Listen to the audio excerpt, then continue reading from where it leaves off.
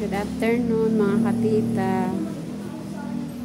Bali tumitingin po kami ngayon ng e-bike para may isa pa po kaming service na gagamitin po ng aking anak. Bali ito po ang pinagpipilian namin. New World. Bali ito po yung presyo niya. Pero kapag cash daw po is mababawasan daw po ng 2,000. So, bali magiging 55 na lang. 55,800. Kaso nga lang po, mag-addition na lang 1,000 para sa side cover. Ayan. Bali, ito po yung kabuuan niya.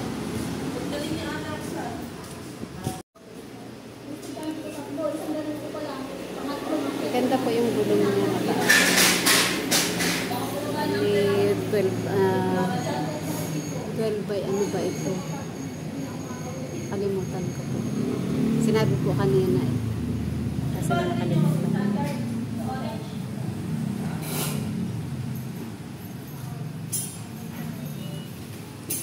Ganda po siyang gamitin kapag marami pong ham sa lugar natin. Ito naman po yung lagay sa likod.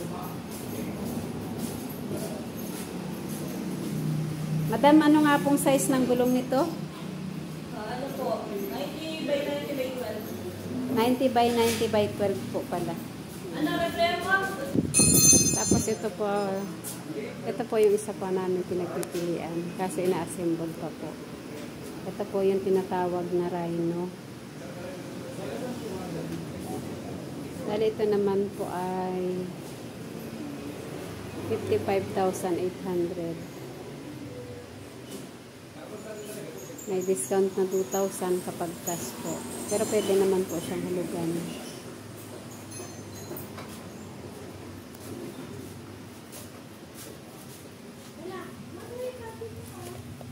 Bali, just daw po ang gulong nito.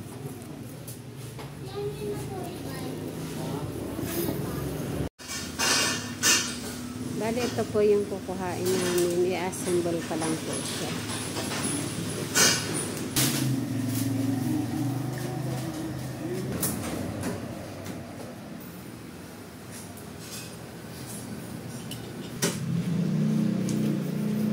Ito po ang tapaludo niya.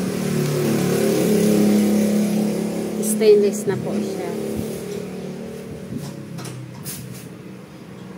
Yung isa po kasing nabili namin, plastic lang ang tapaludo.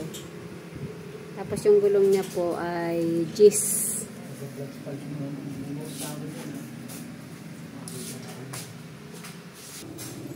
Ito po pala yung lagayan ng battery. Meron po siyang lock. Oo nga, yun ba yun? Pang harang sa battery. Ito po yung controller Ganda ng panel niya. mo. Ganda ng panel eh. Tapos ito po yung panel niya. Kaso hindi pa po siya nakabukas. Gawa ng ina-assemble pa nga po.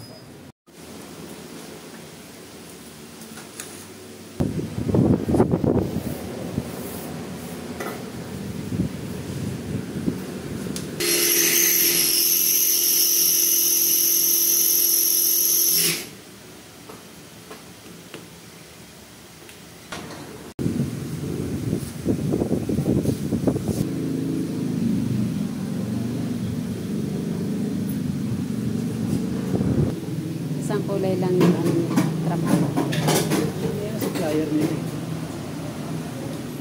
Ganda sana ano, kulay green din yung dito. Okay ba? Ilagay na po yung battery.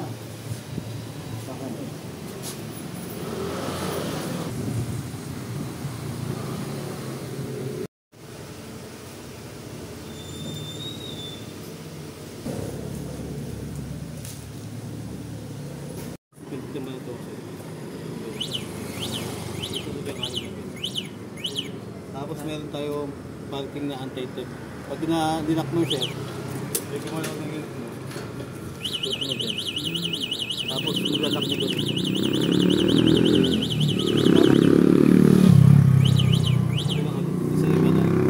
patay. Isa lang patay. Oo nga eh.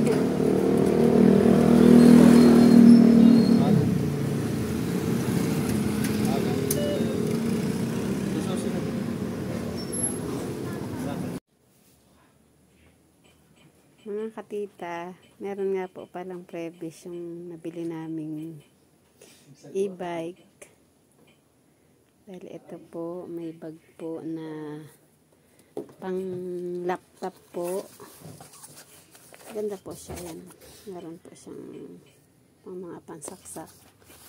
Ito po yung ito po nilalagay yung laptop or netbook or ano pa man nakasya dyan. Tapos meron po siyang panlock at meron po sombrero. Tapos ito po ay charan pwede po natin ito pagtimplahan ng kape, ng gatas o ng kung ano man. Meron din po yan siyang ganyan temperature. Tapos may ballpen at meron pong pwede natin pagsulatan. Ayan. Cute po siya.